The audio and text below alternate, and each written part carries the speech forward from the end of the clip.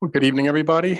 I'd like to welcome you all to a special meeting of the Larkspur City Council. Today is Monday, April 24th. It's 5:31. Allison, could we get a roll call? Councilmember Carroll. Here. Councilmember Hara. Here. Councilmember Way. Here. Vice Mayor Candela. here. Mayor Paulson. Here. Great. So we move on to the next item, which is public comment. And as a reminder, we have two items tonight. So any public comment would be for matters not agendized tonight. So if anybody wants to make, you know what? Yeah, we forgot the Pledge of Allegiance. I'd love to do that. So rise if you're able, and we'll do the pledge. I pledge allegiance to the flag of the United States of America and to the republic for which it stands, one nation, under God, indivisible, with liberty and justice for all. Thank you. So coming back to public comment, is anybody in the chamber want to make any public comment tonight? And seeing nobody, Allison, do we have anyone on Zoom? Scans from our Zoom audience members. There's no public comment. Okay, so with that, we'll move to item 3, which is our public workshop. So tonight, the public workshop is regarding the green building reach codes.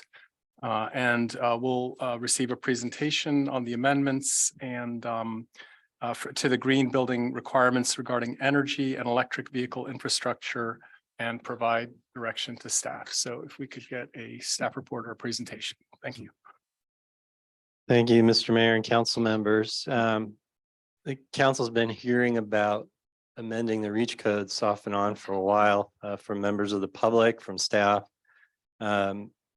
This really now is the culmination of our having monitored and participated in a number of discussions as all the agencies throughout the county evaluate the issue of electrification of buildings, providing different infrastructure for things like electric vehicles. And so we felt that the best approach for us was to put the quote unquote model ordinances that have been drafted through a working process out for public comment and then hold this workshop so you'd have a chance in a less formal setting to ask questions and review the material. We're very fortunate that one of the people who orchestrated a lot of the unified work, Brian Reyes from the county, can join us by Zoom this evening, and he's going to give a presentation on what these amendments to the municipal code, to the building code are all about, and what the goals are that we're trying to accomplish.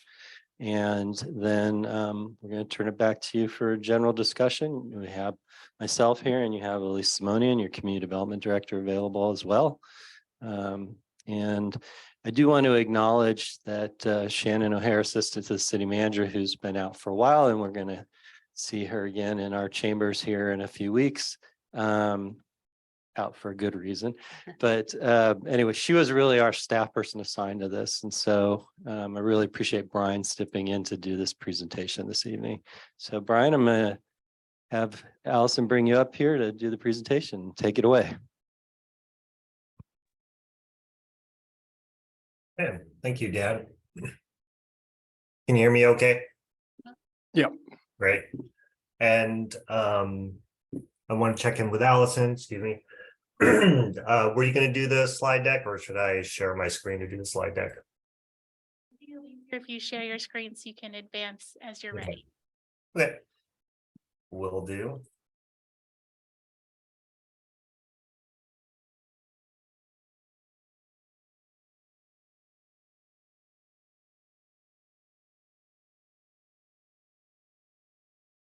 Okay. Right, well, thank you, council. Thank you, Dan. Thank you, Allison. Thank you, everyone, for having me. So what I'll do today is describe the county's wide effort to develop our model reach codes, or prototype, that we really began in earnest beginning 2022, if not just a little earlier. Take you briefly through what that entailed so you have context. The final recommendations that we came up with collectively as not only the county, but as a community, and then end with any Q&A you may have. So you've all seen our emission reduction targets, whether in your climate action plan by 2030, 40% reduction. Now the carbon neutral target about 2045 amongst a variety of jurisdictions across Marin County. So I want to start with first, there's two parts to this presentation. There's policy and requirements, but there's also incentives and programs. And so first, policy and requirements, there's state policy, just to give you context. And I'm going to breeze through these very quick because there's so many out there that influence building codes and climate action planning. We have the overall SB 32 that reduces emissions 40% below 1990 levels by 2030. Another bill, AB 1279, achieving net zero by 2045, that aligns much with a lot of our interim and net zero goals here in the county. SB 100, which decarbonizes the electric sector, grid through renewables, 2030 and 100% by 2045. The state establishes mandatory green building standards through Title 24, Part 11, and Title 24, Part 6, which is the building energy efficiency standards. And as part of the state's implementation plan, the California Resources Board will require all newly purchased space and water heater appliances be zero emissions by 2030. And another executive order, and you probably heard this, is 100% of new cars and light trucks sold in California be zero emissions by 2035. There's so many other out there, and it's moving so fast. Can't put them all on one slide, but that gives you an idea of what's going on statewide. Now there's regional and local policy, and many of you probably heard this rule regionally, which is sort of a big wake-up call for our community that has a profound effect, is accelerating our transition, is the amendment to the Air Districts Rule 9.4 and 9.6, which regulates NOx emitting gases from combustion appliances, essentially banning natural gas appliance sales and installations across the 9-county Bay Area. So it's a 4-year phase implementation. In 2027. They start with no residential gas water heaters, solar installed. In 29, no residential space heaters, solar installed.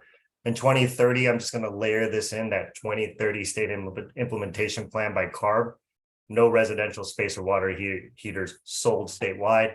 And then 2031, the local or regional moves to no large commercial gas water heaters sold or installed. I put a link here accessible for everyone after this in terms of the slide deck. There's a link to the fact sheet, which will run down the more details about this rule. And more recently, a lot of you have heard this 9th Circuit Court ruling. In essence, and I started there, is the impact still unknown. It's still fresh off the ruling. What we do know for now is Berkeley's all-electric ordinance preempted federal standards. That was the finding. We anticipate moving forward this to play out in the courts still. A pathway is available, nonetheless. A pathway is available to an all-electric ordinance that does not preempt federal standards. And Tiburon, for example, last week, April 19th, did proceed with their all-electric ordinance, as well as their renovations and EV infrastructure ordinance. So just to give you a sense of maybe what's going on, did a lot of research and try to understand what's going across the state. The motto there is most jurisdictions are continuing business as usual, and it's a sort of a wait and see mode. So those are my findings thus far. Can't make any recommendations other than, we talk more about it with the city and town attorney to see what the options are. Moving on to actual building reach codes. I like to frame it this way, is that reach codes or building codes are one of the only tools in the toolbox for local governments to reduce greenhouse gas emissions. So just briefly, Title 24 is a state green building standards. And they have minimum standards, and the ones we pay attention to heavily in terms of green building is part 6 and part 11 of that code. The county, city, and town, us at the local level, can either adopt these codes at minimum standards, or there is a pathway to adopt more aggressive standards. Looking at Marin County across our entire county, it's been pretty much 22-23 years of building decarbonization, basically transitioning away from energy intensive or fossil fuels in our built environment. For the new construction, since 2001, there's been a variety of jurisdictions doing energy efficiency requirements. For renovations and appliance changeouts, there's no appliance or incentives available between that time and 2018. So time became ripe in 2019 to incent a new construction electric preferred option, in which the county, as well as 2 other jurisdictions across the county, had started to incentivize electric appliances, while pairing with, in the renovations and appliance changeouts, incentives for voluntary action provided, for example, electrifying Marin, which many of you may know of. And so recently in 23 and 25, these model reach codes, which I'll cover more in detail, recommended to acquire all electric for new construction, and in renovations, recommend a single family energy and electrification measures requirements as an option. And for appliance changeouts, it's difficult to build that pathway. So for now, there's a continuation of incentives. A study we recently released, or have released from research about what a time of replacement ordinance would look like, has come out, and I'm willing to share that with you all later after this presentation. All right, so the actual model reach codes. So in developing it, just want to give you context. We did a lot of deep stakeholder engagement over a year.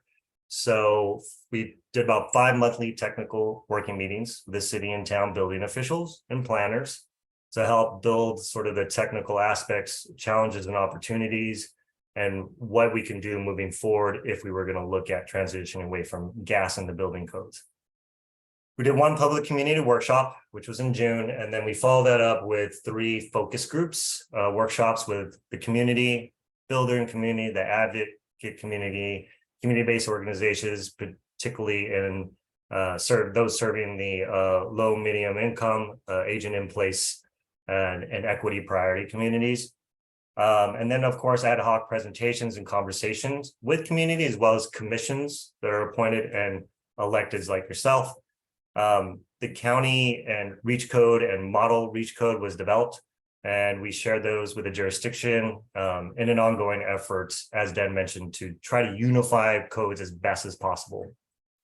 Okay, so the recommendations that came out from all that engagement was new construction all electric, EV infrastructure reach codes for new construction as well as renovations.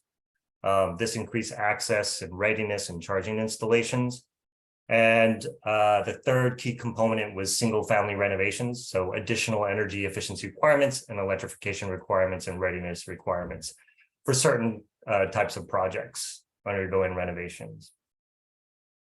So the findings and the outcomes sort of from that near the end of last year was the prototype for, or the model was built for the county as well as 11 other jurisdictions to adopt whole or in part or not at all, totally options, just recommendations. We did a countywide survey indicating majority support for these type of surveys. The surveys were distributed through the community-based organizations and as well as supervisors, listers, and any of our planners across the jurisdictions to try to get a good sense of what people feel like or feel about these codes. A civil grand jury report was released, and most jurisdictions who responded agreed that a holistic, coordinated, countywide approach to electrification is needed. And a finding that I observed is that technical solutions to electrification are already there. It's similar to climate change, but our will to act and systems and capacity to implement needs to keep up. We need to evolve that really rapidly because the need is there as well as the technology is there. It's just us that has to find a way. So that was the findings from the model reach code development. Here's what is happening to date. So in the left column of the 4 columns, you have the jurisdictions, Marin County, Fairfax, Tiburon, San Rafael, Corte Madera, San Anselmo, all have all electric for new construction adopted. Tiburon recently, last week, was a first reading, so not completely in the books yet. For EV infrastructure reach codes, you see there the same jurisdictions except for San Anselmo, who's considering, and the single family reach codes for renovations, Marin County, Fairfax, and again, Tiburon just adopted it or just moved on from its first reading. You have there in the light blue, Sausalito as well as yourself, Larkspur, considering these particular reach codes, new construction and EV infrastructure reach. And then in the bottom, Mill Valley, Novato, and Belvedere have yet to hear about any consideration. Doesn't mean that they're not considering, just haven't really heard any movement in that direction. Okay, here's sort of the model reach code that we propose, and then the comparison to Larkspur. On the left column, we have the model reach code, and then Larkspur on the right column. So the model reach code, again, proposed all electric for new construction. And what I observed, and correct me if I'm wrong, Dan, but I looked at what was proposed, and the all electric for new construction is being put forth, it looks like, and you added 50% additions, alterations, and repairs, which is something we didn't recommend in the model reach code, nor the county didn't adopt. Yet there is, for that 50%, there is precedence from other jurisdictions across California who are doing that as well. For EVs in the second row there, or I guess, yeah, in the second row, you have EV reach code for new construction, in which Larkspur is also doing. However, Larkspur is not considering the existing, which we recommend in the model reach code. Existing means when a parking lot is sort of remodeled or repaved and or a panel is touched, there will be a certain requirement to add conduit or upgrade electrical panel.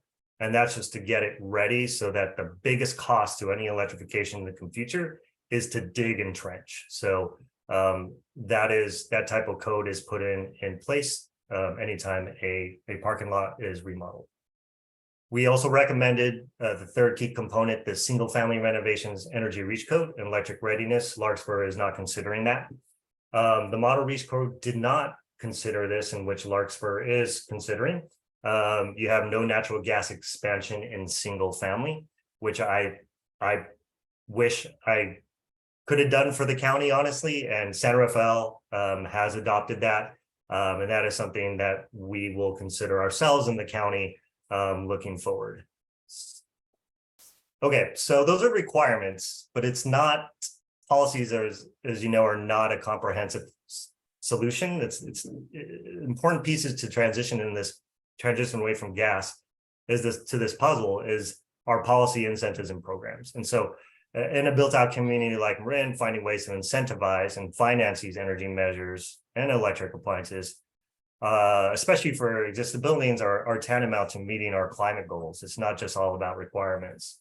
So I'm going to breeze through this very quickly, but the point of a busy slide is that there's a lot going on in terms of actions and fundings from all levels. On the federal level, we have the Inflation Reduction Act, about $370 billion. There's a resource there. On the state level, there's about a $1.2 billion multi-year budget to decarbonize via the legislature. That still has to be negotiated and probably be negotiated down by the time June rolls around. But currently about $835 million dollars are rebates and programs to transition low-income residents. Another $145 million in HVAC rebates and a workforce capacity building.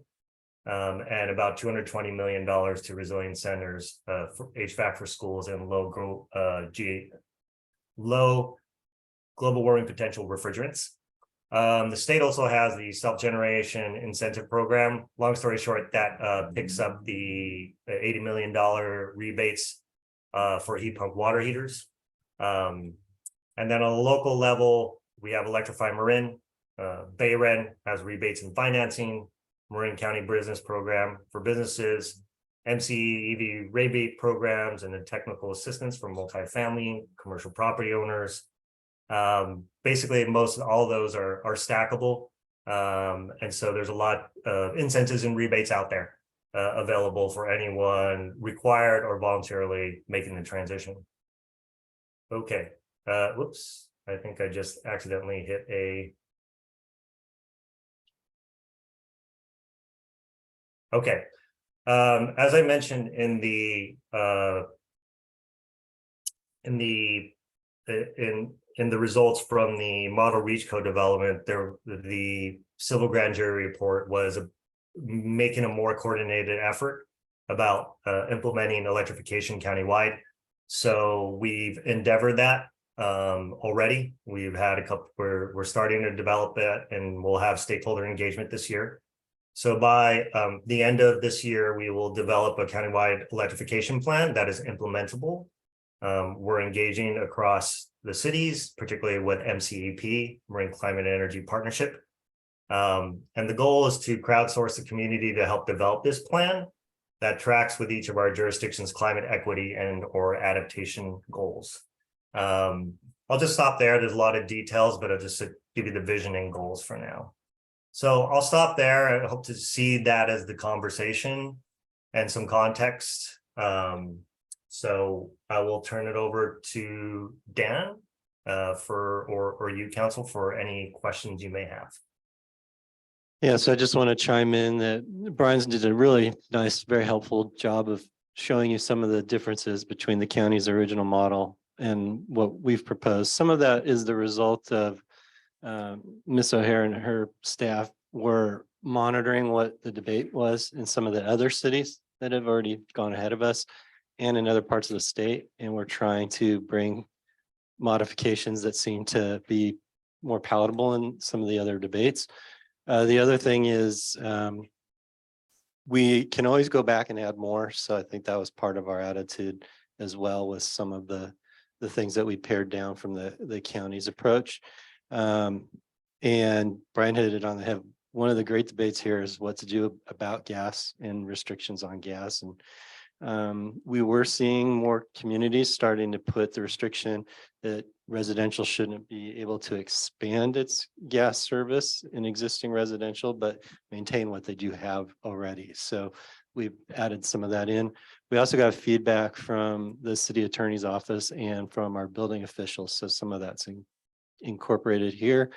And with that, I think if you have general questions about the development process and these broader issues, Brian's probably the person to chime in, and maybe we could ask him first so that then as we get into the specifics of the Larkspur ordinance, your staff will take our best shot at answering those questions. Great, thank you. And Brian, thank you so much. And I also want to thank the county staff and everybody who helped develop this, all the analysis and the proposals here. So council, any questions for Brian?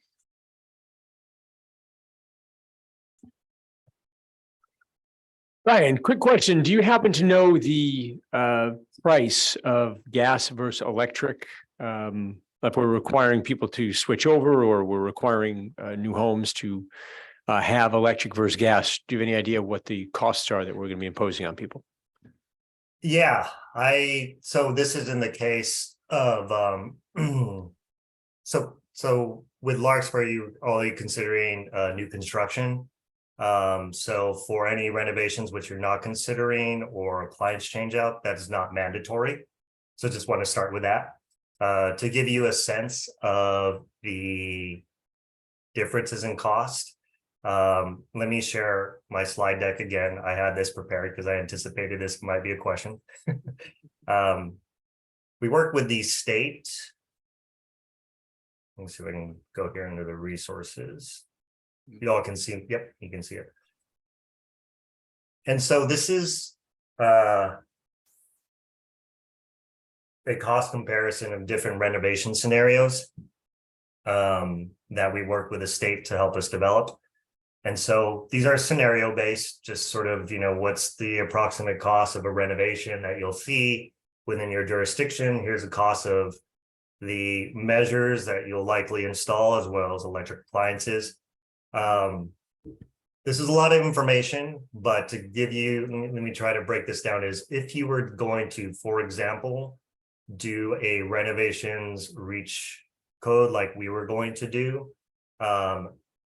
in a renovation scenario like you see here, that the project cost is, it's almost like basically a new home, and you'd say, for example, $600,000 project. Typically what happens in addition alterations, you're going to add insulation measures, right? Inherently, I mean, there's state codes that require that already. So that initial capital cost, if you're doing all the insulation related measures, is about $9,000. Now, if you add a heat pump water heater, that is going to be about $2,500. Let's just start with a heat pump water heater, $2,500 on top of that. So that brings you to here on this third line, $11,462. So that's the cost of a heat pump water heater. Depends on the capacity that you have, that you need, how many gallons equivalent that you need for your heat pump water heater. The cost of a equivalent replacement really ranges a lot, but this is just the cost of appliance now. And it's maybe about $1,500-ish, $1,200, $800 if you get it really cheap.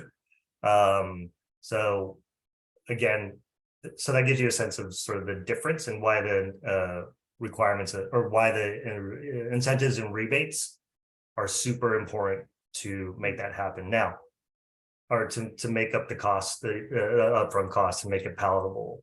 Now, every building project's its own little flower, right? So there might be trenching things that might have to be requirement, or other things that have to happen. So that may elevate the cost, and there's no way to analyze that because everyone has different experiences, whether it's, oh, I just switch out my appliance and the rebates cover it. Oh, I switch out my appliance, plus I had to do some other things. So that elevated my costs. I would say that latter is the exception to the rule, and the majority of projects are simply going to do the appliance change out and or add a panel upgrade or look at panel optimization. So I may have answered more than your question, but just give you, hopefully that answers your question. So the difference between the appliance costs. It does. Just as a follow-up question, and this might be outside of your expertise, but running a hot water heater on gas versus electric on a monthly bill, do you have any idea what we're talking about? Yeah, so it depends on the payback periods will be, let's just say it on payback periods. So life cycle costs of, let me back up there. The cost of electricity on a per unit basis is more expensive than gas. But if you look at the efficiency of appliances and the life cycle cost, you actually get payback over 5, 10, 6, 7, 8 years, maybe even less in some circumstances. So, upfront costs, the incentives, rebates there to help hurdle that or reduce the pain or the price point. The life cycle cost is really where you get your money back. Okay, and I'm sorry, I want to make sure I'm understanding what you're saying, is that the cost of gas is cheaper than the cost of electric, but the appliances themselves are either more efficient or last longer, so that over the long run, it's cheaper to go electric, even though you pay more on a monthly basis. Is that accurate? Correct. And that the end on the appliance lasts longer is on natural gas combustion appliances usually last maybe 9 to 10 years upon replacement, 11, maybe push it to 12. Heat pumps last 11, 12, 15 years. So it also has an addition, which includes in the life cycle cost of lasting longer. So you don't have to replace it as frequent. Okay. Thank you. I appreciate that. Mhm. Yeah, Catherine, please. Could you, my question is about slide 20, where you compared the model reach code versus the Larkspur reach code, and then to the point 2 about existing. And that existing is in the model reach code, but not in the Larkspur. And you gave the example of, for instance, when an existing parking lot gets repaved and then you want to put in conduit areas for potential use for EV later. Mhm. Does the model reach code then only apply to public parking lots or processes, or does this apply to, let's say, a restaurant has a big parking lot and they repave that? Does it apply to private property too? Yes, the model reach code doesn't mean that Larkspur can hone in on municipal projects only. Like, it depends on what you all want, but largely the model reach code is there for global application. Is there a chance to tell us, I mean, give analysis of why we didn't add that? In general, we got feedback from the building official community and the fire marshal community that they had concerns about some of these different requirements being imposed on existing for renovations, because they were struggling with what exactly would be the trigger mechanism that constituted a renovation that required the particular codes to come into play. So a feeling was that maybe we should step back from those particular aspects of the model reach codes and consider them later after we see them play out in other communities. We also were monitoring the debate in some other communities, and those were some of the provisions that were getting the loudest pushback. And we thought that was another sign that maybe it was something we wanted to watch be implemented elsewhere and watch it play out for a bit before we considered it here. Okay, thanks. Okay, other questions? Yeah, go ahead, Scott. I guess this is more for staff. There was public comment about potentially incentivizing e-bikes by adding a requirement to put parking for e-bikes. Is that something we can consider here, or is that a completely separate topic? I think if that's something that's interesting to the council, you just give us that feedback, and then we'll come back to you when we do the public hearing and advise you on what's the best way to incorporate that into either these ordinances or some future consideration. Thank you. Dan, council members, Dan, may I add to that? Please. Yeah, I mean, you can just as a matter of like a code process, in the Cal Green, the green building code statewide, you can always amend those type of site planning requirements. It's similar to the EV infrastructure that we're going above and beyond the state minimum. If you'd like to require it for you'll, as Dan mentioned, you all have to assess that as a community. That is nothing we considered in our model reach code. Thank you. Councilmember Carroll. Just a quick question. This is actually for Sky, if that's all right. I would just like if I could get a Cliff Notes version of what happened with the Ninth Circuit, because I haven't read the decision, and I've just heard some media reporting, and it sounds like the basis of the decision was preemption by FERC regulation. And that puzzles me, because I always thought that FERC had regulatory authority over pipeline transportation issues, and this doesn't seem like a pipeline transportation issue. All right, so I have not had an opportunity to read the full decision myself. However, for another client, I did look at what happened at the trial court level and did review some summaries of the oral arguments before the Ninth Circuit. And I have had an opportunity to read some summaries of the decisions, but I've not had a chance to review it myself. It did turn primarily on a preemption argument, although the federal law that was at issue that was raised by the plaintiffs was actually one having to do with with gas appliances. And if I understand their argument correctly, What in the world does FERC have to do with that? I don't think I'm not sure that it did have to do with FERC. My understanding, although maybe FERC actually has regulatory authority over this in addition to, as you said, other aspects. But the my understanding is that the preemption argument was that in part, federal law mandates efficiency standards for gas appliances, and had in essence occupied the field. And Berkeley, by prohibiting new natural gas infrastructure within buildings, had in essence prohibited the acquisition of new natural gas appliances, and had intruded into the area of regulation that the federal government had entered by mandating efficiency standards. It's a very odd argument to me. I made the same face that you are making right now. Exactly. But It's ludicrous. But it is that is, I believe that is a significant portion of the decision. I'll just add that cities have taken a number of approaches related to building electrification. Some have done it just using their police power without reference to the building codes. Some have done it through the building codes in a manner that has requirements, but doesn't rely on, doesn't have an efficiency based exception.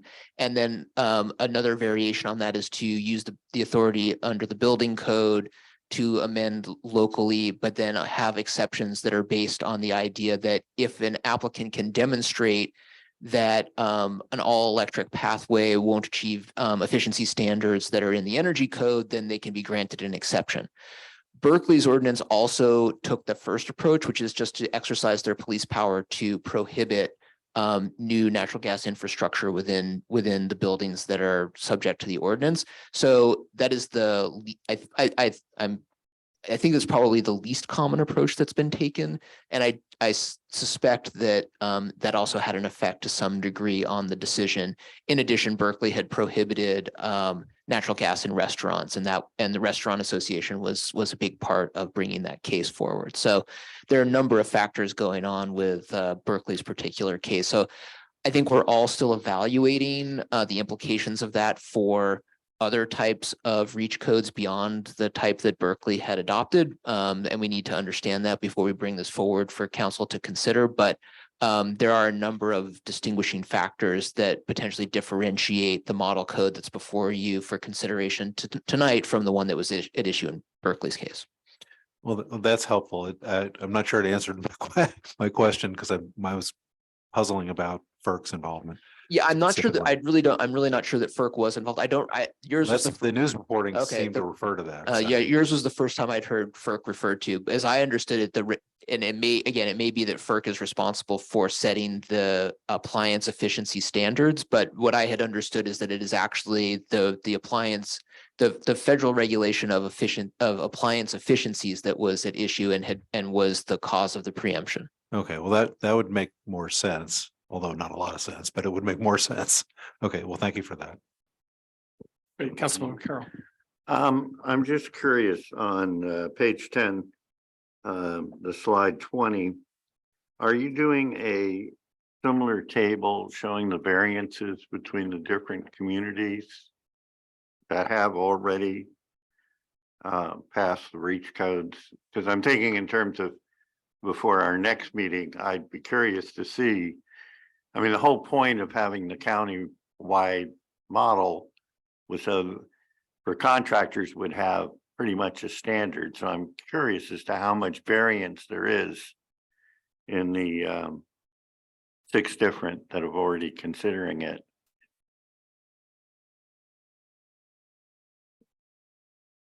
Brian, you're muted. Sorry, muted there. Councilmember Carroll. So you see the screen that I'm sharing up there? Yeah. I decided to do a graphical icon representation of that, but I have a more detailed table of that if you'd like to look at that, but it's just try to make for visual ease. So here's a variation in different colors. And so there's still variation, right?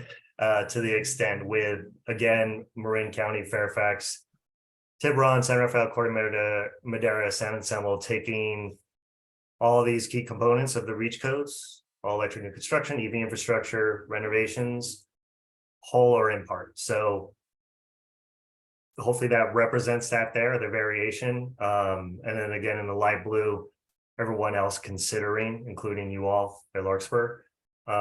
So there's still variation. The goal is to have you for me as best as possible, knowing that that's probably going to be the hardest thing. And when I say uniformity, it's more from a broader perspective of these key components, because every jurisdiction has its own, requirements that we're building this on top of. So yeah, so this shows that there's still variation, to answer your question. Okay, So I- and can you I'm- send us a copy of that, of the more detailed Sure. on the variations? Yeah, That's all. I'll send that over to Allison and Dan. Okay, thank you. Mhm. Great. I just had a few questions, Brian. This may be a little bit of a PG&E question, but, say, we do get more electrification and new construction in Larkspur and also in San Rafael and, the other jurisdictions. What's the, what is the load on the grid? And, particularly in the winter, where there's a whole lot of heating going on, what modeling and sort of risk analysis has been done? Sure. So I'm not going to answer for PG&E, but we did during our stakeholder engagement process really have them at the table to address this issue, which came a lot. So whether PG&E or MCE as well. So let me just rethink about what was said. So in context from PG&E is and utilities, understanding their underlying goal is that they have to provide electrical load above 100%. That's sort of in their requirements as a utility. The same goes for MCE. And these utilities model 10, 20 years out and have to create plans in order to meet market demand. So part of those studies is they have to meet the market demand. And they anticipate electrification to be scaled across the state. So load will be high. So if you trust PG&E and the utilities, which, okay, grain of salt, get it, to meet that, then we can do that. But I feel like if we're all as electeds in the community and talking with them to help make that happen, we can make that happen. Now, the other context piece is if we all decided to electrify today, all homes, everything today, then we would not be able to meet load. But this is a transitional process, right? So that's another context we need to understand. And then lastly, the regulatory as well as market environment is already moving towards electrification. So we as jurisdictions have to figure that out. It's not a matter of if or when to meet load capacity. We have to be able to plan that appropriately. Okay, so just a little follow-up, if we say our RENA numbers are some guideline and we're going to have 10,000 homes that are all heating electrically, in the coldest months, the risk is that the build out of the grid, it just needs to stay ahead of the construction and use of residences and other, end consumers. And that's something that has been looked at and has been somehow, I wouldn't say underwritten, but that risk has been measured. Yeah, and in the market analysis that, from what I understand, market analysis that the utilities do on projected loads, they should be able to meet that. Now, it is also up to the developers, and this is something of a communication point that we all have to, is whether us in the government end or those on who are developing, need to communicate to PG&E up ahead in the design phase, like what's our load, like, really communicating, which hasn't been as much, from what I understand, as much as of a practice, so that they're able to do those projections moving forward, right? So if you're developing a big, developing something and you're not communicating with PG&E and what your need is, then, they could totally miss that projection. Okay, and that might be a policy or regulatory thing as well to ensure that planning or code enforcement is making that communication to the utilities. I don't know if it's necessarily something that we would codify. I'm not so sure. I know that it's more of a, hey, best practice, particularly that we're electrifying. I think developers who are keen to this will be, communicating their load needs.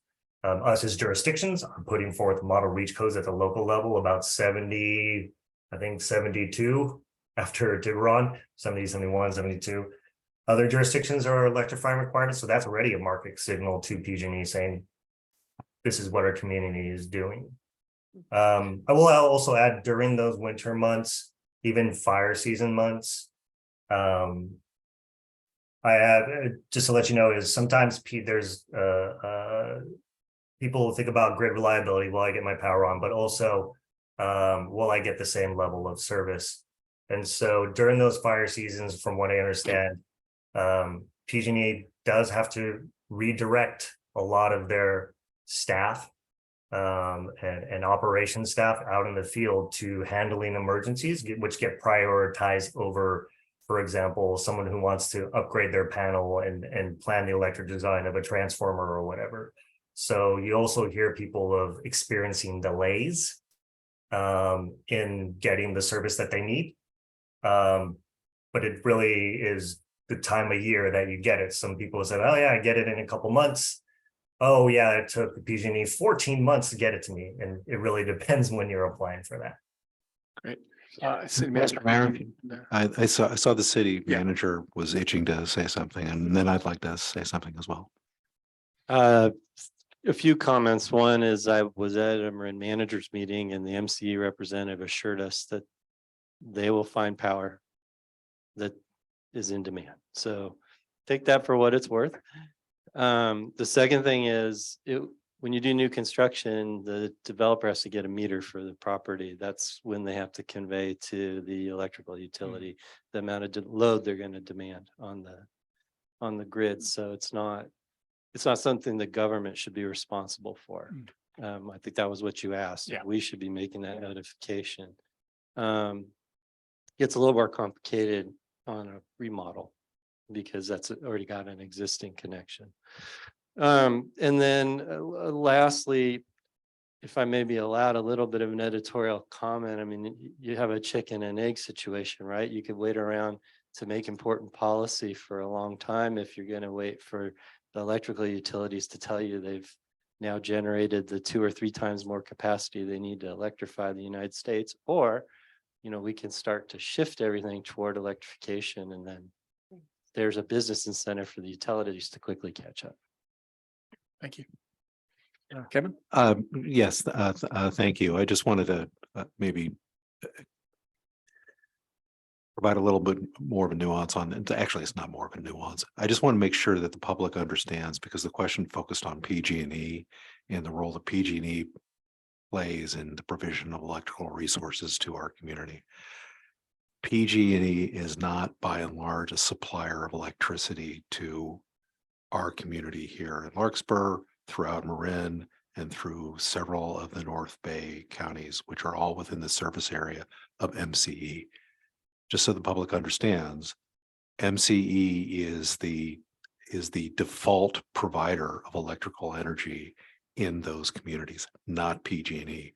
PG&E's role is to operate transmission resources. By and large, within Marin, Napa, Solano, and Contra Costa counties, the default energy provider is MCE. So when we talk about who is going to have responsibilities for making sure that electrical supplies are adequate and meet the needs of our communities, let's keep in mind it's not PG&E, it's MCE. That's important for a variety of different reasons, not the least of which is that MCE works under or operates under a completely different regulatory regimen than PG&E does. Because PG&E is an investor-owned utility, a a public utility that is subject to CPUC regulation, and MCE is not. So we have the great benefit in our community of having MCE as being our default supplier. And I say this partly out of self-interest because I am our city's representative to MCE, and I'm very proud of the successes that MCE and other community choice aggregation entities throughout the state of California have made in providing more reliable energy supplies, I think, than the investor-owned utilities have done. So to the extent that there's an issue about supply, let's keep in mind that those are the entities that are providing electrical energy supplies to our communities, not PG&E. Great. Thank you, Councilmember. And I think one of my points was more about the grid, but I appreciate the difference. We do want to move on. I just had one more brief question, which was, the distinction between new construction and renovation remodels. And I'm wondering if maybe you could clarify a little bit, and this may come up later, what exceptions there are, where things are seen as clearly renovation and it may not be optimal to try to electrify. I mean, I'm assuming it might be an old house which requires sub-panels and total rewiring, and the costs are prohibitive, and it's small, so it's not a big carbon footprint. But I'm trying to get a sense again for where all these stakeholder meetings and, all the process you described has tried to create a little bit of an adjudication between those two and what applies.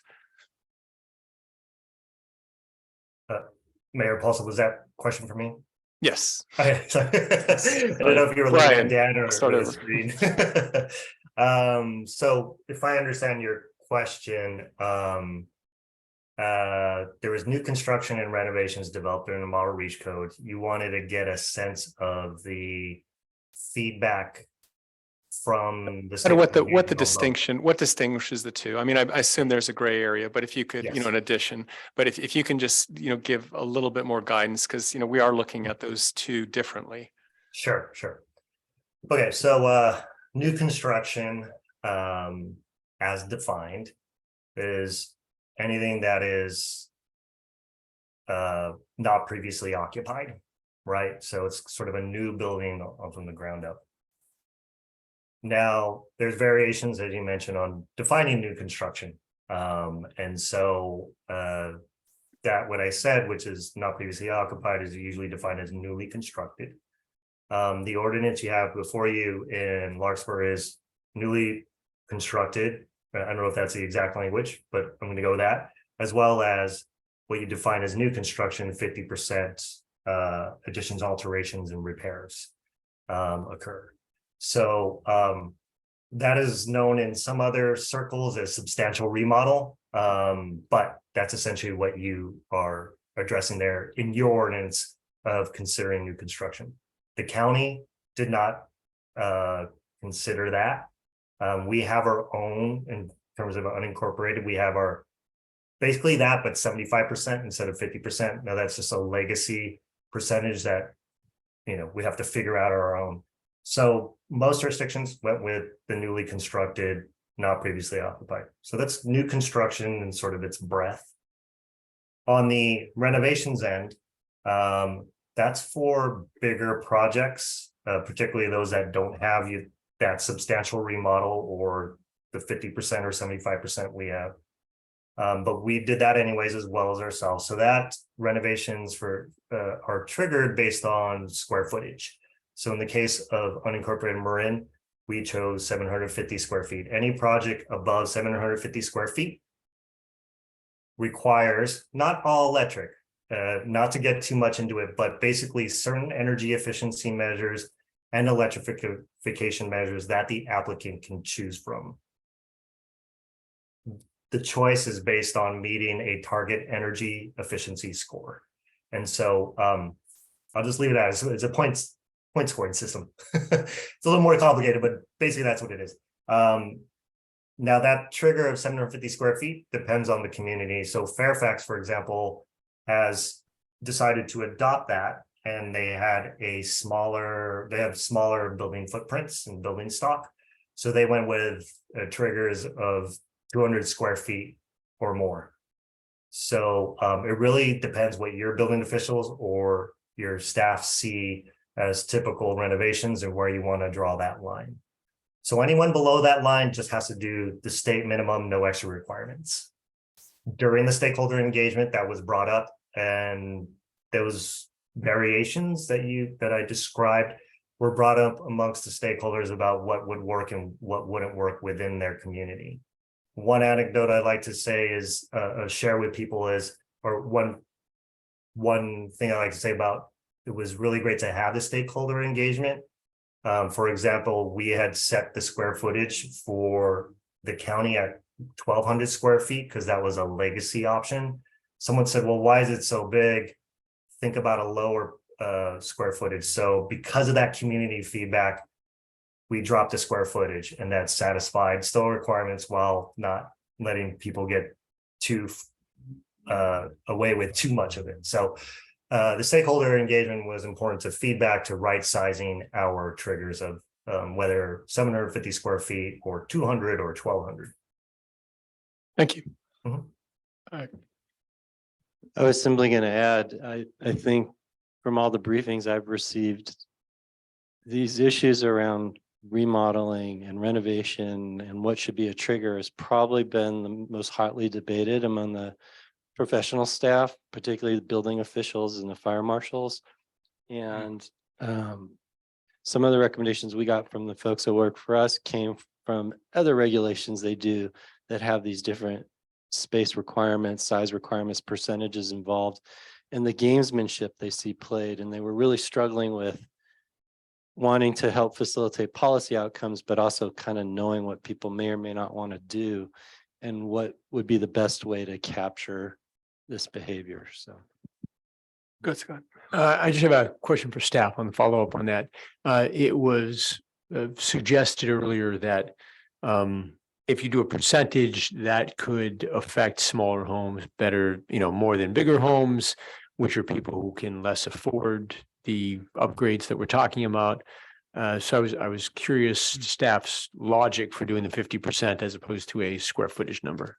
Well, if you get into the minutia of the ordinance, it's knocking out 50% of the walls basically. And the discussion was at that point, our staff felt you're doing a major renovation. You can't knock out 50% of your linear feet of walls and not be doing a major renovation. So at that point they felt, and we were thinking about the remodeling that occurs in Larkspur.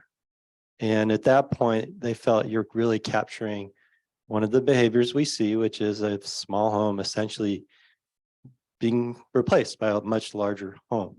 And they felt that this number hit that particular type of renovation without necessarily capturing somebody just want to add one room or potentially add an adjacent domicile for a relative or something like that. And we didn't necessarily want to trigger the requirement on those types of renovations. So thank you for explaining that. I appreciate it. yeah. Okay. I will say a lot of this is everybody's gonna have to see how it plays out too. I mean, we're all gonna have to see which projects are getting touched, and we may have to come back to the drawing board periodically once we see what's happening. Okay, great. I think Councilmember Carroll, one more. I realize this question's out of left field, and maybe it should be with Julian. If Julian was around, I'd ask him. But in talking about the cost, I know that's a big factor in everybody's mind. But I keep thinking to how expensive it is to underground electrical lines. That keeps coming up again and again, and the maintenance difficulties, and what if they get flooded, and what happens in an earthquake, et cetera. And I haven't really heard any discussion about gas lines. How long do they last? How long have our gas lines in the older parts of Larkspur been underground, and do they have a life forever? Is there a 50, 75-year limit on them? Has there been any discussion of when they'll have to be replaced? What the cost would be then? What would be the cost after an earthquake? To replace gas lines.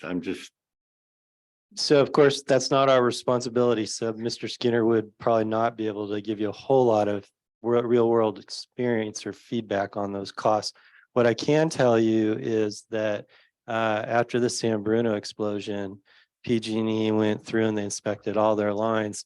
I probably have all the notes about when they came quietly through Larkspur and Marin to do an inspection. So all of the lines in Larkspur were inspected like 3 to 5 years ago. I can't remember exactly when it occurred. And any necessary repairs were done then, is what we were told. And I have to assume that PG&E had a liability interest in making sure that statement was valid. I do know that there's the hill between San Rafael and Greenbrae, there's significant pipes running through that area to convey gas through Marin. So I know they were here for quite a while, did a lot of inspections, made some adjustments and improvements. So I would like to think that the gas lines, the main gas lines, are in pretty good shape at this point. What about, I mean, we've had all these issues about sewer laterals on private property. What about for the average homeowner? How long are their gas pipes good for? I'd have to get somebody to come I comment just- to you about that. Obviously, when you do a renovation and you have your gas turned off for it, we, as part of the inspection process to get your certificate of occupancy to return your home, the gas connections are among the things that are inspected. Oh, okay, thank you. Do you mind if I add to that? Please, Brian. Yeah, please just give, I think Councilman Curry, you're asking the right question. Is often when people think about electrification, they consider the cost of that, but not comparing the cost of maintaining the natural gas infrastructure as well. So what are we really comparing? So I think that's sort of what you're getting to. I don't know what the lifespan of gas versus electric would be, but I do know that there's signals out there, whether it's the credit rating agencies who are starting to lean on, for example, Moody's or whatever, that are asking utilities they're rating their credit, their ability to borrow money, based on how they're preparing for the future. So are you more resilient? What are you doing your gas infrastructure? Are you doing electrification, and what are you doing that to build that strong? So there's already price signals in terms of credit rating agencies. I think also there's this idea of stranded assets as the market as well as the policy at the state level is to go all electric. It's pretty clear because we have climate goals, right? Net zero. Who's going to be left with paying for those gas assets by 2045? It's going to be the ratepayers, because but if like say 90% of the state electrify and then 10% want to remain on gas, is it going to be cheaper or more expensive to maintain that gas infrastructure that exists? So those who are left with those gas assets, and hopefully it's not lower medium income residences and businesses, are they going to be left paying that? So those are sort of questions we're starting to ask across the state and region, and my peers, is how do we transition our communities, given that that's the end game? And how do we not leave the community with these stranded assets, which can cost them more as customers, because PG&E is only going to give you gas based on, or whoever is maintaining that infrastructure at that point, of based on, supply and demand. If there's low demand, and so anyways, I think you get How much profit they can make. Yeah, well, yeah, of Bottom course. line. Yeah. I mean, they're not gonna do it for free, right? Like, so what do you and if majority of everyone's electric and there's very little left on gas, hopefully whoever's left holding that ratepayer bag is not going to be, again, us on the residential level. One other question I had, has any studies been done as to the hazards of an all-electric building versus one that has natural gas? Are there more fires, less fires, carbon monoxide poisonings? Is there a safety issues involved with comparing the two?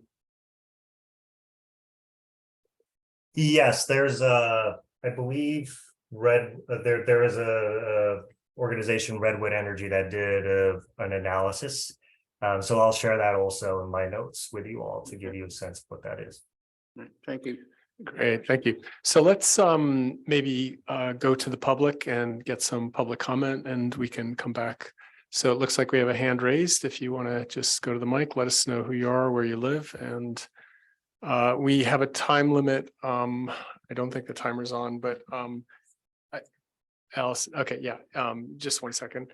So I think we're doing 3 minutes tonight, or great.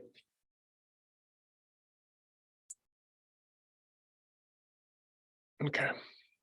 All right, so we have 3 minutes, and then I believe if you're representing a group, you can double that time. So please. All right, well, good. Can you hear me okay? Is the Yep. mic on? Okay. Good evening, Mayor Paulson, council members and staff. I'm David Muller, and I am speaking on behalf of a group tonight, the Larkspur Climate Group. We want to start by thanking the city council and staff for moving forward on developing and ultimately adopting a green building code. The codes that have been drafted are well written, they're incredibly efficient, and we believe they'll get the job done. Adopting these codes is called for in Larkspur's climate emergency resolution and its climate action plan. And with greenhouse gas emissions from buildings responsible for about 25% of Larkspur's greenhouse gas emissions, and transportation responsible for about 60%, those two together are 85% of Larkspur's greenhouse gas emissions, also for Marin County and pretty much the state. And that's why these two areas, buildings and transportation, is where we need to take action to try and reduce our greenhouse gas emissions and avoid the worst impacts of our changing climate. It makes sense to focus first on new buildings and major remodels to avoid making the emissions problem worse. If you add new gas infrastructure, it makes the emissions problems worse. And especially in the context of the regional housing needs allocation, which has already been mentioned. The proposed ordinance really should not be a concern at all for owners of existing homes who aren't pursuing major renovations, because otherwise it has no effect on existing homes. And I want to refer to two sets of written comments that I submitted in advance of this workshop. The first one, where it's dated April 2nd, those were on behalf of the 23 members of the Larkspur Climate Group, all of whom live in Larkspur or Greenbrae. And these comments focus on why we need to proceed with adoption of the proposed green building codes. It gives some straightforward responses to several of the concerns that are commonly expressed about this kind of ordinance, including concerns of, is this the right time for action? Is the electric grid adequate? What about power outages? Do we have equipment and installation capacity? And what about the costs of installation and cost of operation? We've addressed all those in our comments, so I'll help you take a look. And we also provide specific comments on the draft ordinance. We actually went through and did a markup of that.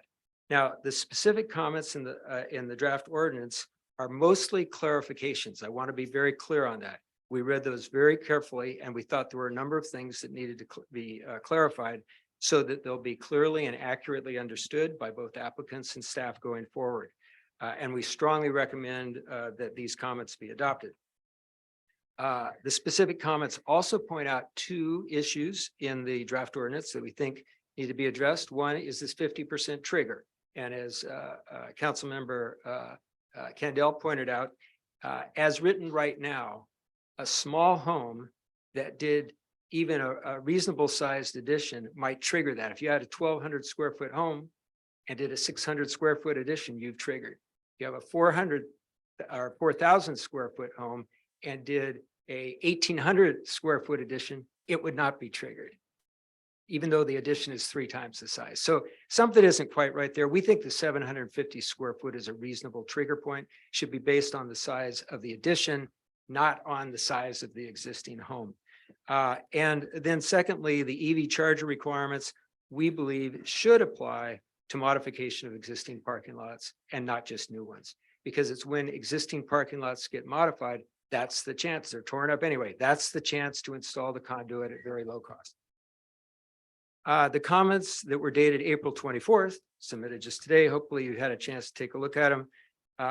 There's an analysis of the public email comments received and included in the staff report. And it provides responses to 3 additional concerns that were raised in those comments that we hadn't addressed in our prior comments. And it also provides a brief overview of last week's ruling by the Ninth Circuit Court of Appeals and what this ruling may mean to Larkspur's green building codes, which is very similar to the city attorney's response to that. Regarding that ruling, as noted in our comments that we submitted today, even though it will take some time to assess that, the consensus right now seems to be that jurisdictions can go ahead with their ordinances as long as they're not modeled like the Berkeley ordinance, which is clearly preempted, at least for now. There should remain several paths for jurisdictions to adopt building ordinances to require buildings to be all electric. And it appears that at most, the Ninth Circuit ruling may ultimately necessitate rewriting some sections of Larkspur's proposed ordinance to assure that it meets a statutory exemption for building code requirements that is in the underlying statute. Finally, I just want to again thank you for scheduling this workshop. And we request that you proceed with developing a final draft of the green building codes that incorporates the comments that and recommendations we've made, provides good protection against federal preemption, and gets scheduled for a first reading in the next month or two. One thing I would like to add, I have a couple of pieces of information on some of the questions that the council asked. So real quick, David, you have about 20 seconds. So. Perfect. For Councilmember Hoff, that finding the decision has nothing to do with FERC. It's the Energy Policy and Conservation Act of 1975. As far as transmission planning, it's not only the agencies mentioned, but also the Cal ISO is extremely involved in that in the state of California. They're all confident they can stay ahead. Larkspur's. Okay, David, that's it. But thank you so much. And thanks for also putting everything in writing and doing some great thoughtful comparisons. Next comment, please. Yeah. No, go ahead, Councilmember Wei, while we're in the The context. comment that was brought up about 50% remodel versus a set number, 750 square feet. Can you tell me how we came up with the 50%? I kind of thought David's comparison of saying, what if you had a 4,000 square foot home and you did, a 1,200 square foot remodel, it wouldn't qualify, but. So go ahead, Dan, 'cause I was say, I can't answer that question, and we have different thresholds for different standards. So there's no, I don't know the methodology behind this particular threshold. I think it's just one that seemed reasonable from the building code perspective when a lot of different requirements get triggered for a new home. But there's different standards in the floodplain ordinance. There's different standards for fire sprinklers. So it's not an easy answer. Okay. Yeah, I think just to add, my recollection is that the members of my staff that were bird dogging this issue sat down with our building official. They sat down with fire chief who serves as our fire marshal, and they looked at a number of projects going on around Larkspur, and they started asking, how would this actually be enforceable and what are we trying to have happen? I think you could use another number. It's just asking the question, what do you want to cause to trigger and happen, and what the scales are that you want to be considering. Councilmember Carroll. On the same subject, I'm just curious, in the planning commission hearings that I've listened in on, one popular remodeling is putting on a second story. Seems to be the thing to do in some neighborhoods. Would that necessary, as long as that second floor square footage is less than 50%, then that would not trigger the No. codes, or would You're it? looking at the amount of construction that's taking place in the lower floor too, so it would depend. Well, if you said 750, then it could trigger it if it was 750, but the way it's worded right now, we're looking at the addition as well as work they're doing at the lower level, so that could be triggered. Yes, and also, it's not as simple as the math that you said about 4,000 and 1,200, because there's two triggers. There's 50% of the square of the floor area ratio. There's also removal of 50% of the linear feet of walls. And I think that was the provision that our building official most liked, because he said, that's when you've got a real renovation going on. I'm sorry, one more quick question for Elise, and that is, has this been run by the planning commission? Have they weighed in at all on this? Since they're the ones who actually deal with this issue of renovations more than any of us. Actually, most of this is administered by the staff. This is building codes. It's mostly us, actually, once you put it in place. We could take it to the planning commission, but a lot of the administration here is your staff. I think I'm curious if they wanted to weigh in. If they wanted to weigh in, that they'd be given that opportunity since they deal with a lot of these remodeling issues. I'd like to hear their opinion. Okay, thank you, Councilmember. So next public comment, please. Just walk up and let us know where you live, and we got 3 minutes. Hi, this is James Bill. I'm speaking as a resident. I live on Olive Avenue. And I'm also a member, sort of a side member of the Larkspur Climate Action Group. And I'm very much in favor of the electrification. And my one kind of major concern is the trigger, because similarly what you were talking about, Catherine, of where does who does it apply to? And I think that using a simple 50% figure, which is, that's my understanding of what it says, is that it really impacts smaller houses, people with lower income than the larger houses, and it makes it harder on them as opposed to the larger houses. And so I'd like to have a square foot figure for either additions or renovations. And I don't know that it has to deal with the exterior wall. I think that really there's really about if you're ripping apart the inside of a house, or adding on 50%, or 500 square feet, 1,000 square feet, 750 square feet, you can start to more easily take on the cost of electrifying, because you've already taken apart a lot of the building that needs to be renovated to take on some of these things. So that's my main comment. Thank you. Can I chime in, Mr. Yes, Mayor? please. I'll channel my inner building official as more of this jogs my memory. Their prediction is if you say 750 feet, you're going to get a lot of 749-foot renovations. So you just have to think about that. And that may be okay. That might be okay, but that was one of their bits of feedback. And you may get people playing with the 50% number too. I mean, I think at one time Fairfax was going to set the number at like 10% to cause basically any renovation pretty much to trigger all these requirements.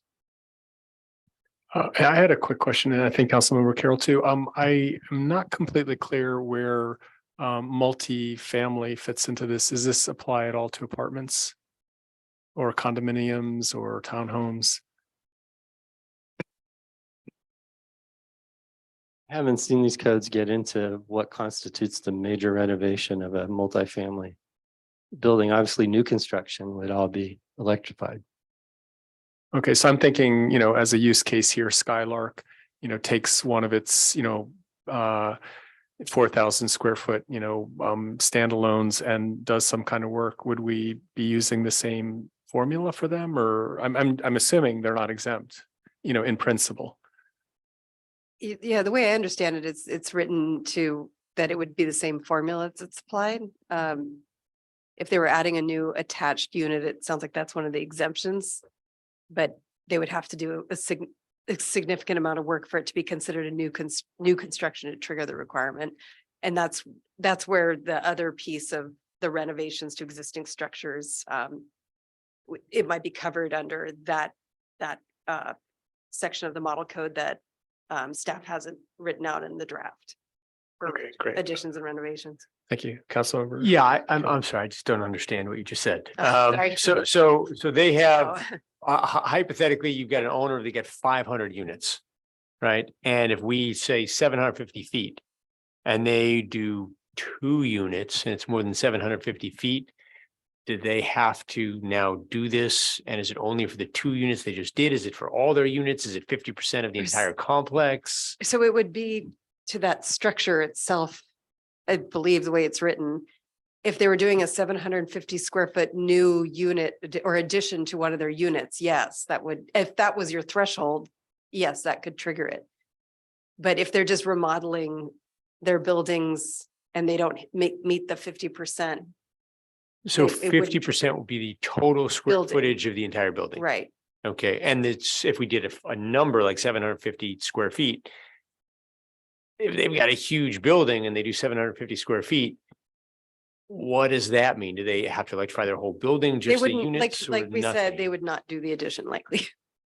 So they would wait then and do it all at once, or, I mean, not an addition, but a remodel we're talking about. Well, the right? remodels, again, is the part of the ordinance that you're not, that you can consider, but we haven't come up with any sort of thresholds for that. There's something in the model ordinance, and our county person could tell you what the model would require for that.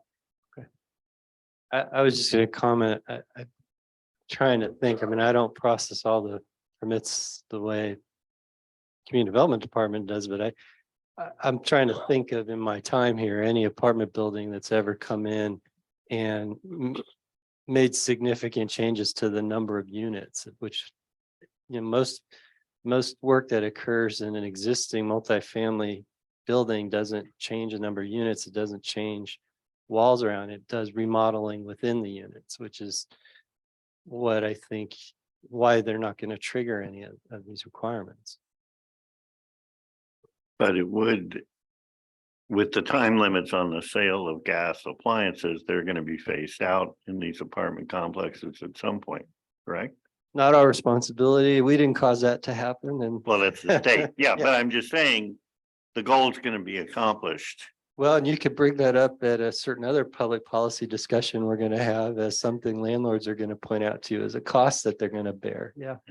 Yeah. Yes, you're right. Okay. Over time, the state plans on capturing existing units by phasing out the availability of gas appliances. Okay, and I think Brian had a comment he Yeah. wanted to make. Oh, yeah, just thank you. I raised my hand. I didn't know if I should be speaking up, but the multifamily discussion, at least from the model reach code perspective, as Dan mentioned, again, new construction, multifamily, all electric with some exceptions. And then for renovations, we're only applying that to single family homes. At least in the way that we're doing that renovations reach code above and beyond. That was the, how could I say this simply, proven to be cost effective. As deemed by, or as analyzed by the state and by us. So multifamily, I just want to clarify that the 750 square feet trigger, as we use it in the model reach codes, are applying to single family renovations. We didn't make any recommendations about multifamily renovations and what the trigger point would be there.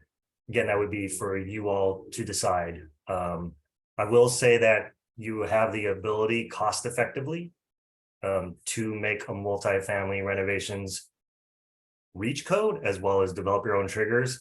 That is on the table and legally that which you can do in a cost effective manner. Great, thank you. And thank you to the public. We're not just doing public comment, we're doing council comment. So next public comment, please. Yeah, just approach the mic and you have 3 minutes. I'm Mary James, also a Larkspur homeowner, and I went all electric at my house, and a lot of it was for indoor air quality reasons.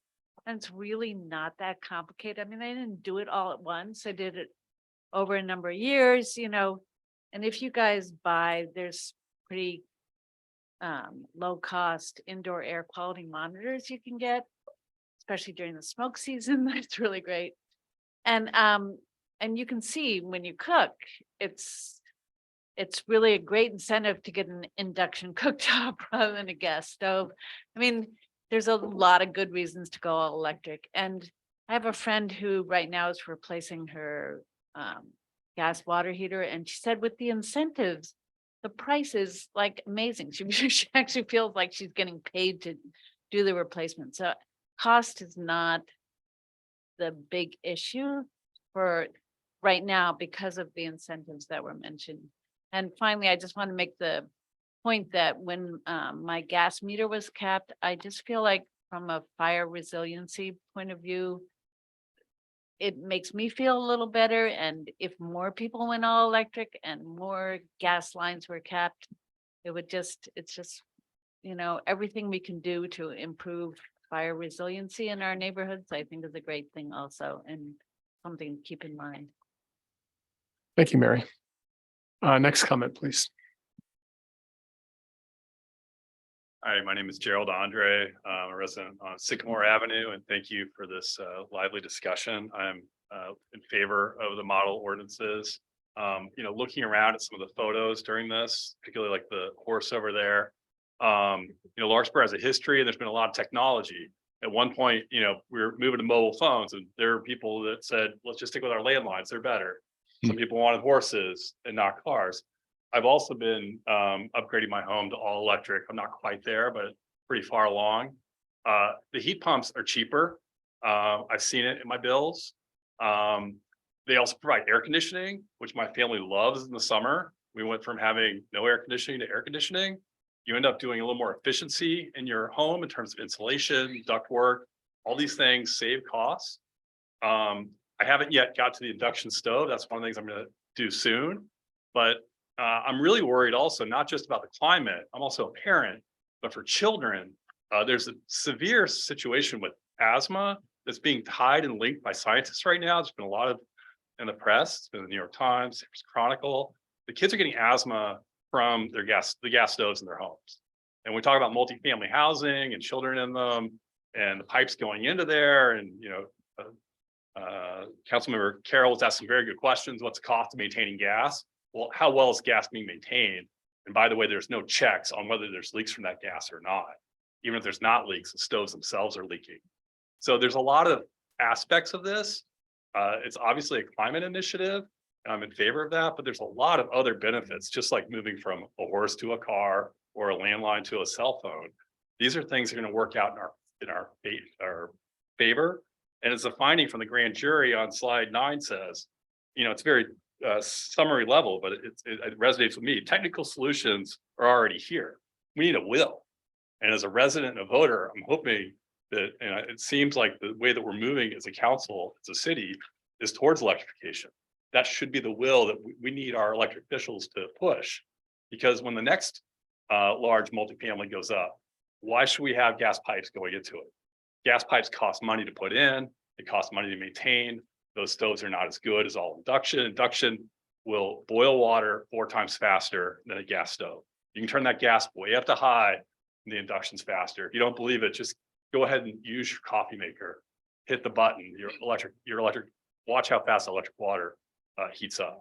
So we really have a chance to move in the right direction here and move more quickly. And I want to thank you for your consideration. Great. Thank you, Gerald. Next speaker, please. I'm Robin Muller. I live on Cedar Avenue in Larkspur, and I would really like to echo what Mary and JJ just said about, I'm very concerned about climate change, and I would really like to see Larkspur take action to help our community reduce our emissions that are driving climate change. And that these building electrification requirements move forward as soon as possible so that we avoid the stranded assets and we improve our health outcomes, and we feel good about what we're doing, that we're doing some things that can benefit our children, our grandchildren in the future, and help offset the terrible things that those of us who are old have done to our planet. Thank you. Speak for yourself. Thanks, Robin. All right, next speaker, please.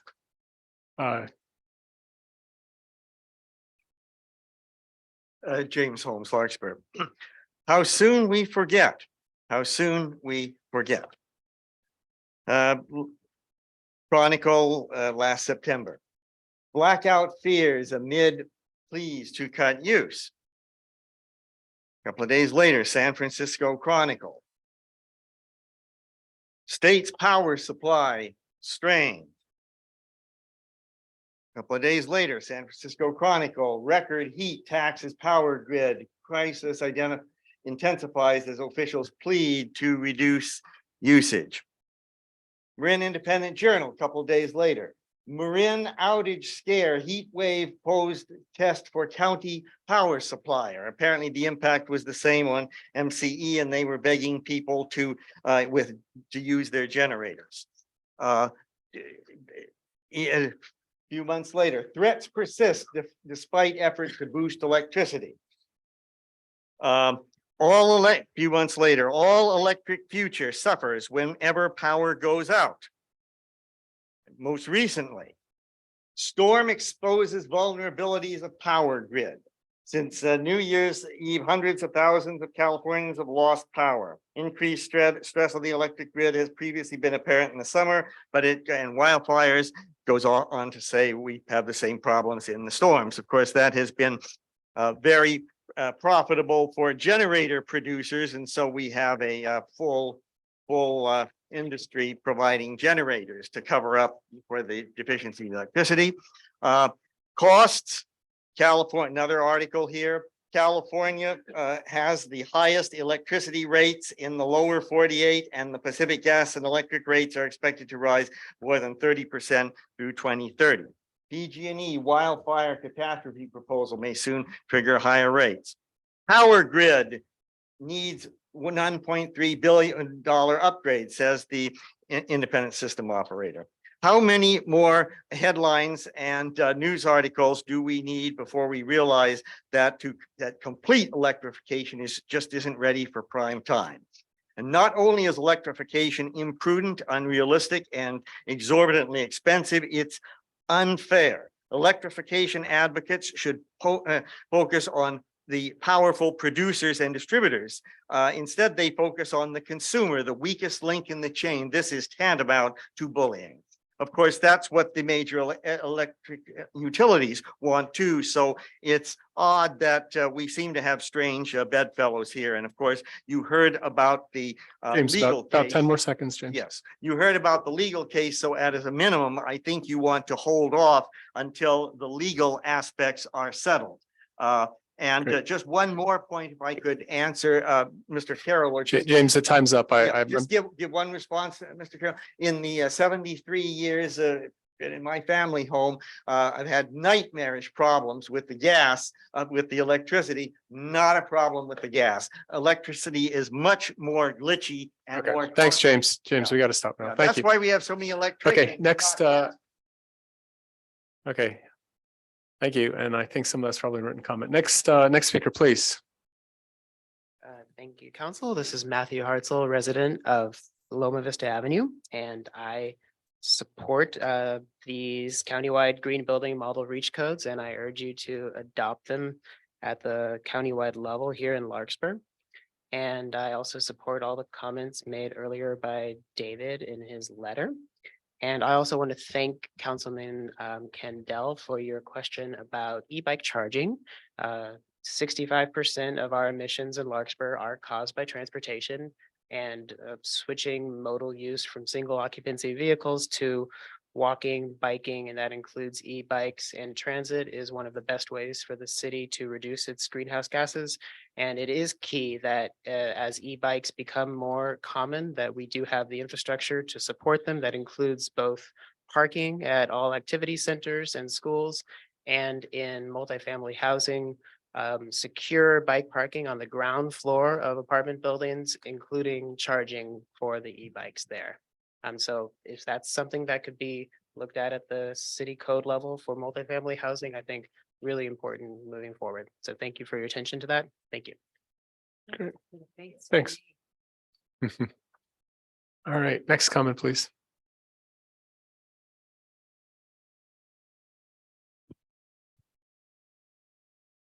Hi, I'm Andy Blavelt. I live in Boardwalk 1.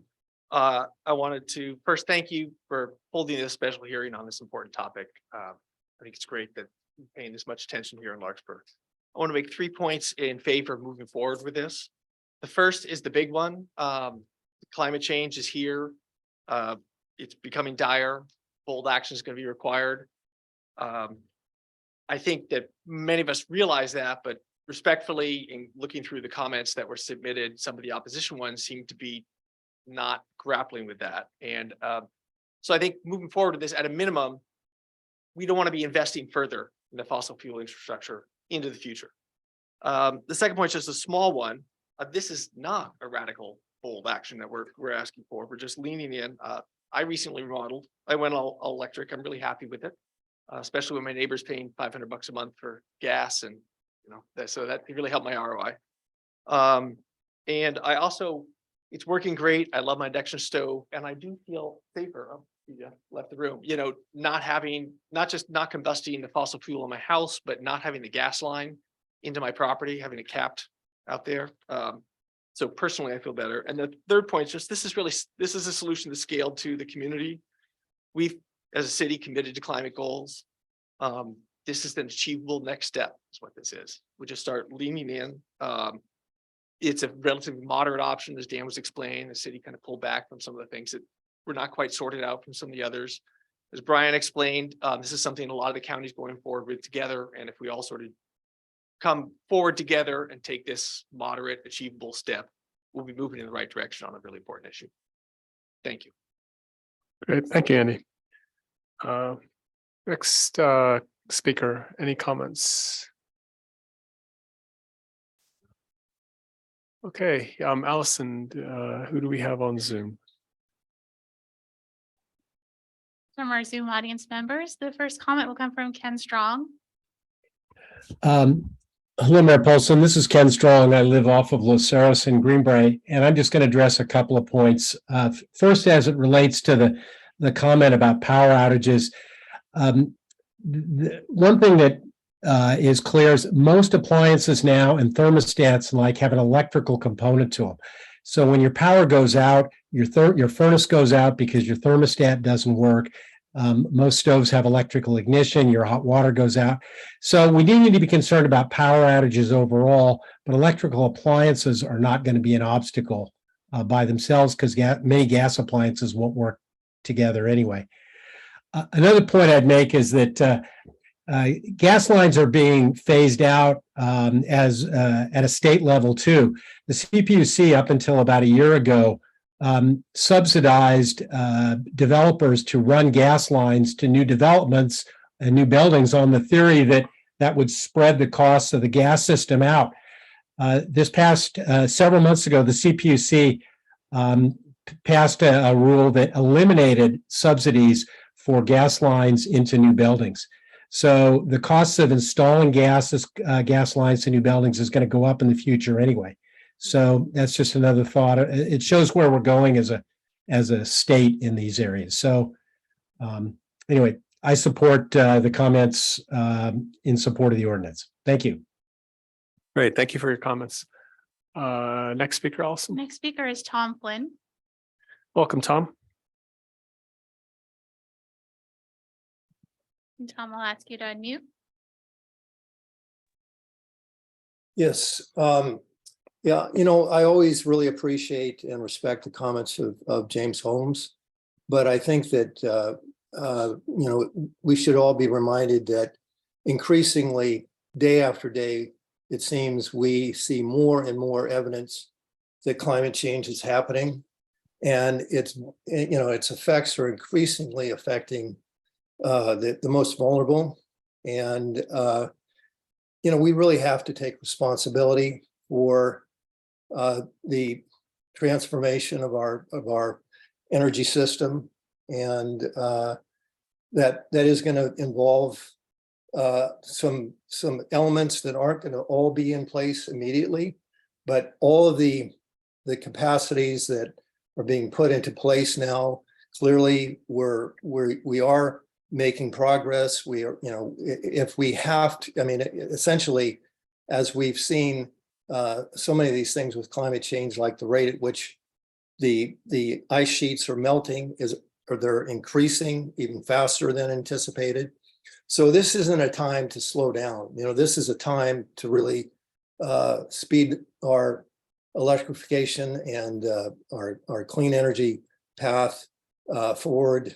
And essentially, we really need to stay on this course, and if ever we have to make adjustments as we proceed, we will, and we are presently.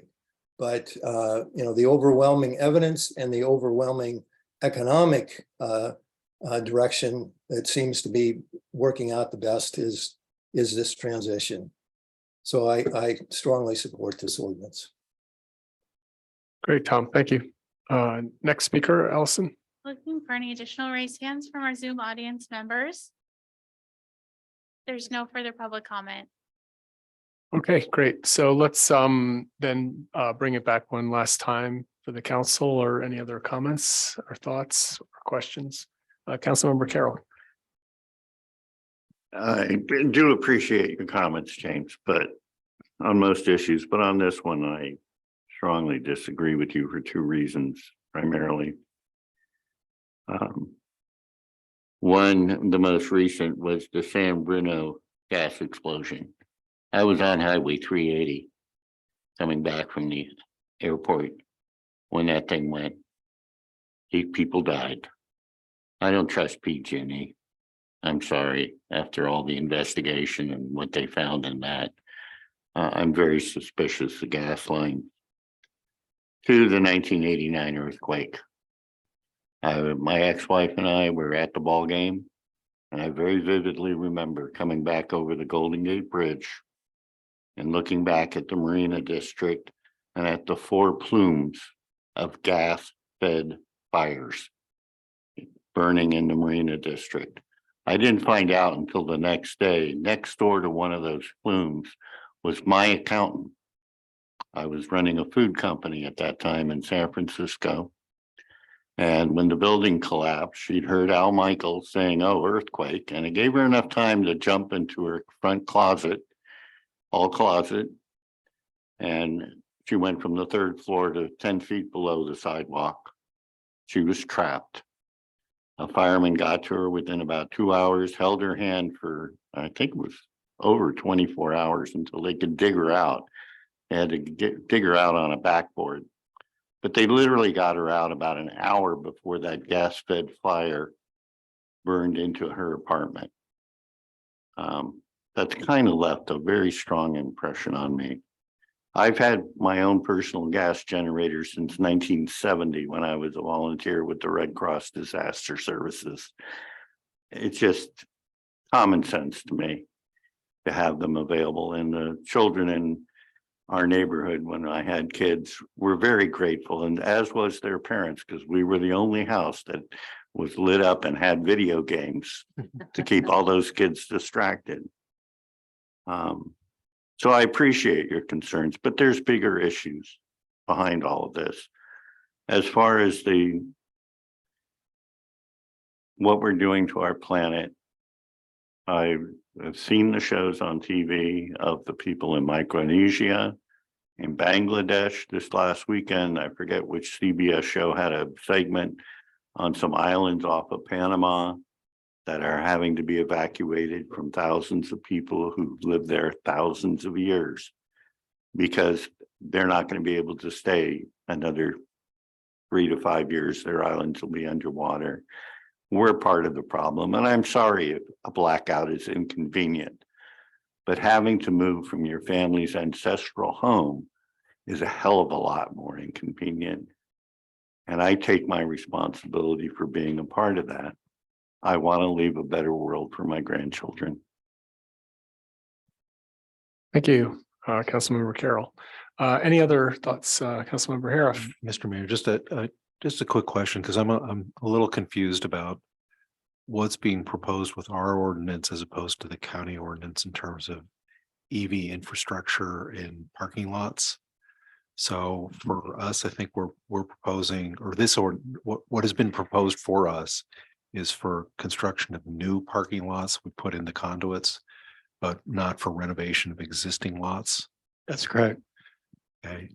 Would it be possible when we come back to this issue, because this is just a workshop today, but when we get to consideration of the ordinance, could we have some alternative language that would show what we would say if we were going to do for existing parking lots the same as for new parking lots? Because I personally think that's a good idea. We'd be happy to do that. I think then we should be very careful how we notice the hearing, because I think you may have a significant number of commercial property owners that might have something to say about that. So I'll make sure that message gets out that you want to consider that option. And then we'll essentially bring you the county's language. Yeah, I don't want to throw a wrench into the works, but I personally, I find that the county's approach on that issue to be appealing. Sure, we can do that. Great. Any other comments, Councilmember Candell? Or No, I just say we learned a lot. Yeah, no, I think this was fantastic. Thank you, everybody, for your comments. We have a lot of tough decisions on the council. I don't think this is one of them. Yeah, so I think I would love to find out about e-bike parking, because I think, you know, if we can make it easier for people to have alternative means of transportation, I think that's in the city's best interest. Other than that, I would just, you know, I don't know if we take a vote to or the process to move this forward, but I would be in favor of that. Can I? Yep. Couple things. One, I would like, and I don't expect it right now, but I would like to get the staff's opinion on the climate changes proposed, their cleanup of the language. We'll use their proposed amendments. I think cleanup's not a very. From their point of view, Yeah. I grant you. Okay, I'm sorry. We'll be happy to comment on that when we bring the material for a hearing. Okay, and I share the concerns about parking lot, because the parking lot at the mobile home park gets slurry sealed at least every 2 years, if not every year, depending on how much flooding we have.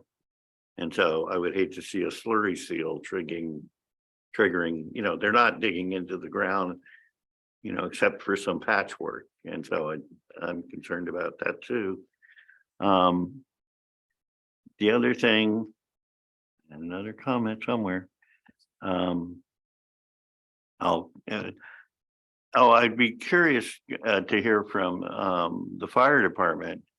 I know one of the disadvantages of reading the New York Times is all the articles about fires in apartment buildings from people charging their e-bikes or the batteries for the e-bikes. And I haven't seen them lately, but I'm just curious if that's still an issue.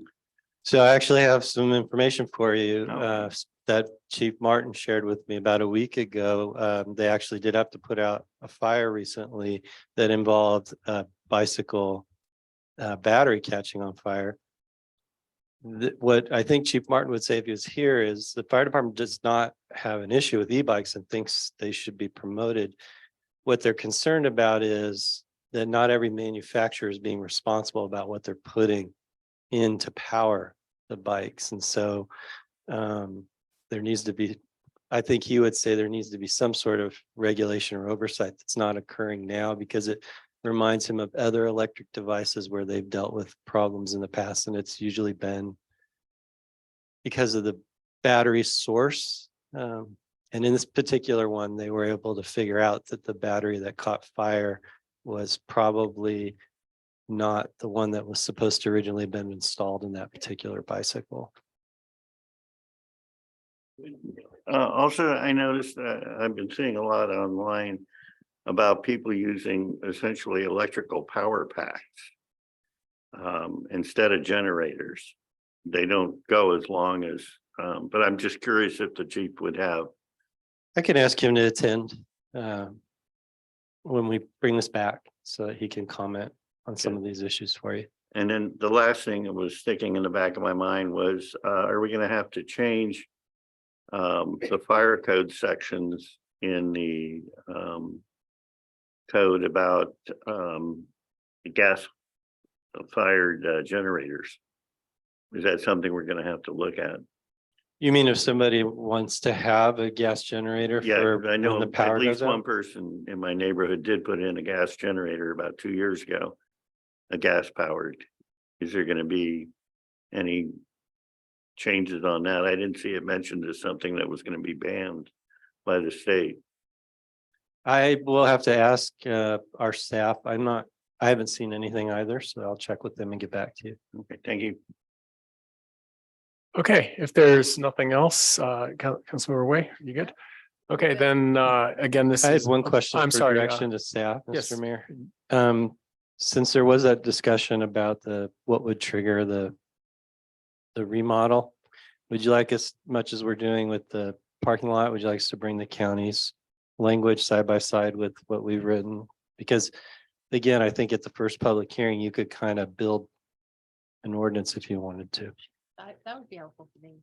And I'll try to have the staff here to give you more feedback about their concerns or what they've heard from other jurisdictions. Yeah, Just on that note, I don't know, Philly, do we have statistics on what the average square footage is by neighborhood?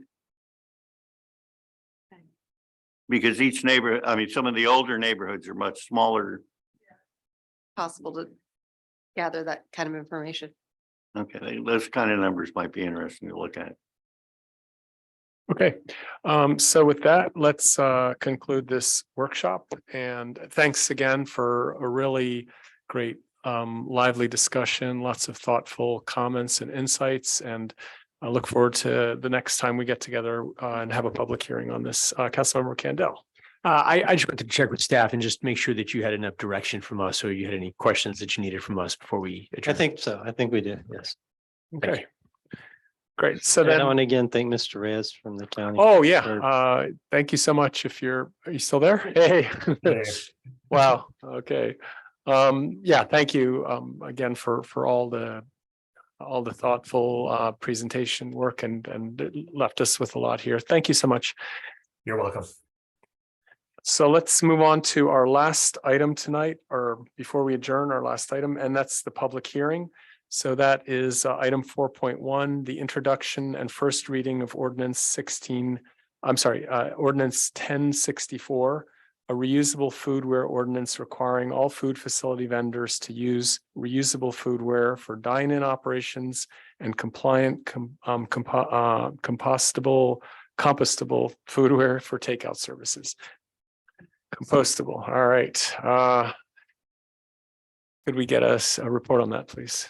Yes, Mr. Mayor, council members, you'll recall that in March you held a workshop much like the one you just completed on this topic of the foodware ordinance, and heard from the county who had helped guide all the agencies through that discussion.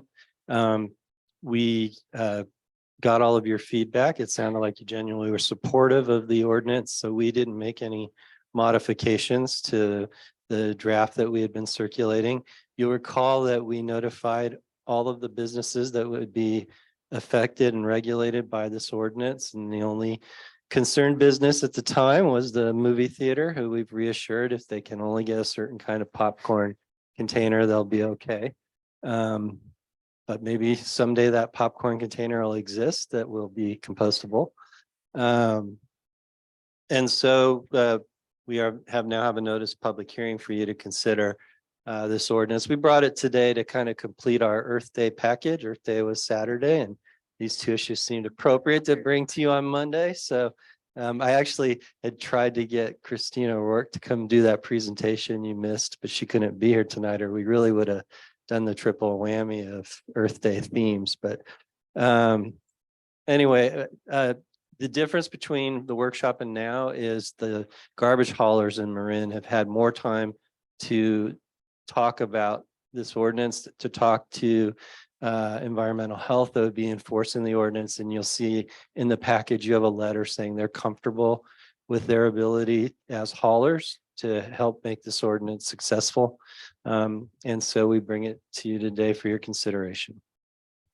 Great, thank you, Dan. So this is a public hearing, so we can maybe first take a moment for the council to check in, and then we'll open the public hearing and take public comment. So any council member first thoughts, or we can move right into it? Great. All right, so let's open the public hearing and see if anybody has any public comment, please approach the mic.